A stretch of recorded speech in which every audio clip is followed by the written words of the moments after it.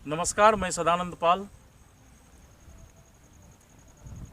जिस तरह से आप देख रहे हैं 21वीं सदी के 22वां साल भी ये राहगीरों का रास्ता है और उनमें कीचड़ जमी हुई है। गांव की भाषा में इसे कादो कहते हैं।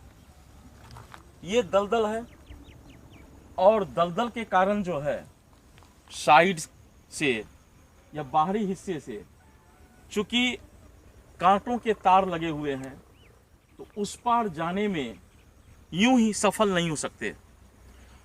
तो 21वीं सदी के 22वें साल भी इस तरह की स्थिति दलदल वाली स्थिति है। तो मेरा ये कहना है कि जिंदगी में भी काफ़ी सारे दलदल हैं।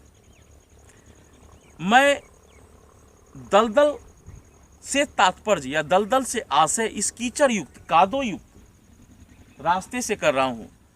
अगर जीवन भी एक रास्ता है, अगर जीवन एक रेखा है, तो उसे सरल बनाना या वक्र बनाना आपके हाथों में है।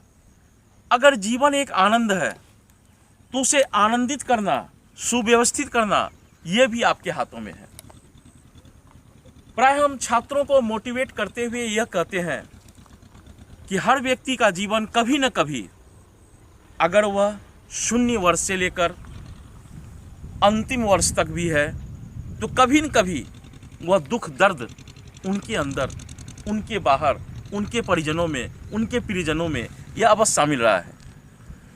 ये हम जो इधर खेत खलिहान भी है काफ़ी, इधर जो है कादो कीचड़ है, सामने जो हम देख रहे हैं वह एक पुल का हिस्सा है। ये पुल जो है साहेबगंज से और नारायणपुर के बीच जो पुल बन रही है बिहार राज्य के अंतर्गत। साहेबगंज हालांकि झारखंड में है और नारायणपुर मनिहारी अनुमंडल में है जो कटिहार जिला में है। यह कटिहार जिला बिहार में है। तो ये जो पुल बन रही है यह जुड़ाव की पुल है, दो राज्यों को जोड़ रहा है। ये पुल जिंदगी में भी होनी चाहिए। जिंदगी का जो पुल है ये जुड़ाव वाली होनी चाहिए। यानी कि ये पुल कैसी होगी?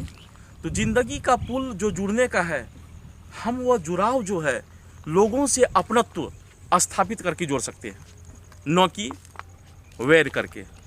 वैर से कभी कुछ हम प्राप्त नहीं कर सकते, क्योंकि महात्मा बुद्ध ने यह कहा है वैर का अंत वैर से कभी नहीं होता, युद्ध का अंत युद्ध से कभी नहीं होता।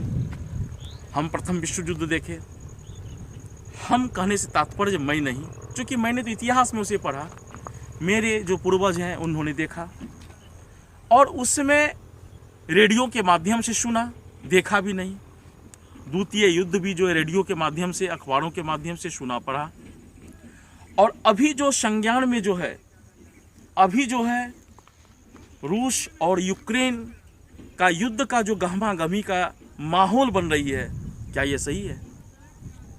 युद्ध तो किसी भी स्थिति में सही नहीं हो सकता, क्योंकि अभी मैंने बताया पुल का और अभी जो कीचड़ का हम उदाहरण दिए, कादो वाले कीचड़ 21वीं सदी के 22वें साल में।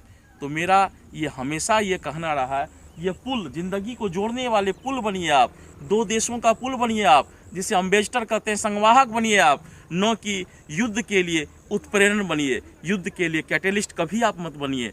इसलिए जिंदगी को जोड़ने के लिए मैंने एक उदाहरण दिया। भले यह विकास का समय है, बावजूद ऐसा है यह, लेकिन ये जो है ये बताता है कि अभी भी हम जो है उस ढंग के उस युग में जी रहे हैं। और इसके सापेक्ष अगर हम विकास की तरफ जाते हैं तो ये विकास केवल हम शहरों में पाते हैं। अगर गांव के गलियों से बाहर होकर हम खेत खलिहानों में घुसते हैं तो इस ढंग का पर्याय मिल जाते हैं। इसलिए दोस्तों, मित्रों, मेरा अनुरोध है कि जो हमारी संस्कृति है वह तो बचनी ही चाहिए। इसके साथ साथ हम पुल रूपी संवाहक का काम करें, जो कि अभी साहेबगंज और नारायणपुर के बीच जो पुल बन रही है ये संवाहक का काम है।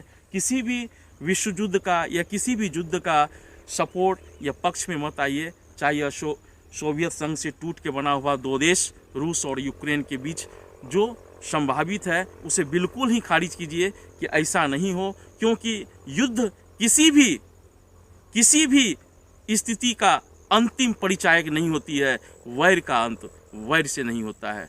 जी धन्यवाद, सादर शुक्रिया।